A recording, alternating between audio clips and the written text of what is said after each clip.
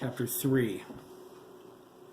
In the greenhouse, the wolf boys prepared for their run through the mountains. Dr. Wang returned to his work. Dr. Meyer-Brandis resumed watching them.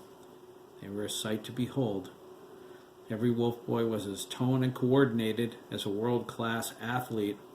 Her pride beamed from her face, evident to anyone who bothered to look up. No one did. They followed their regimen, while Daniel put on his insulated uniform. The wolf boys didn't care about the cold. They ran when it was 20 below zero without a runny nose or feeling a chill. Today's 32 degrees was a breeze. The boys never felt the temperature. It was always just right for them, no matter the season. Daniel finished dressing and commanded the boys to fall in over by the greenhouse's north exit. Oliver took point. The doorway led to a small transparent hallway that ended at a sealed outer door designed to prevent exposure to the outside air. They entered the hall. The first door closed behind them. Excluding Oliver, each boy's breather unit was active, his face mask firmly in place.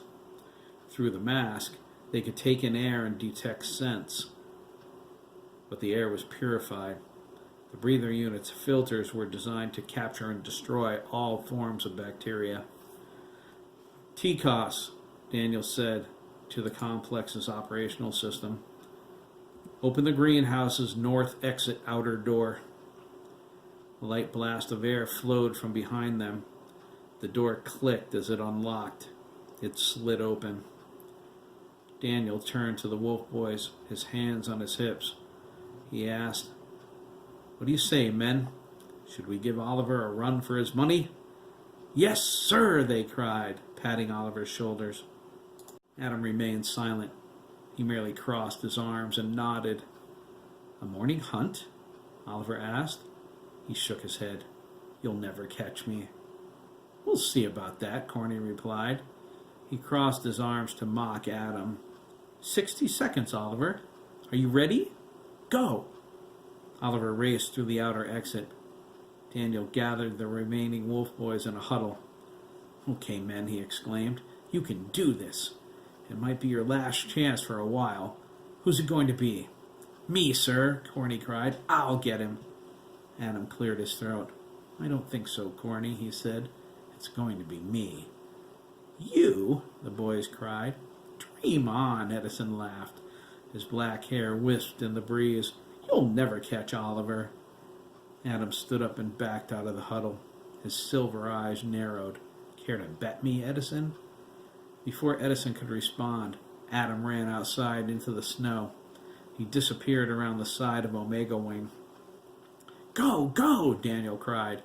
"I'll meet you at the rendezvous point." The wolf boys ran through the door, rounded Omega Wing, and vanished into the woods. The game was on. The pack brothers against the pack leader. The wolf boys vowed today was the day they nabbed Oliver. Daniel shook his head. He was glad to see his decision to allow a hunt met with such favor. He only intended to run the boys, but when he saw how keyed up everyone was, a hunt seemed the perfect solution. It was a glorified game of tag. Daniel never actually witnessed it, since the boys could run so much faster than him, but they loved it, so he obliged them when he could. He slipped outside and started his run. The door slid closed behind him and locked. Daniel remembered his assignment to the complex.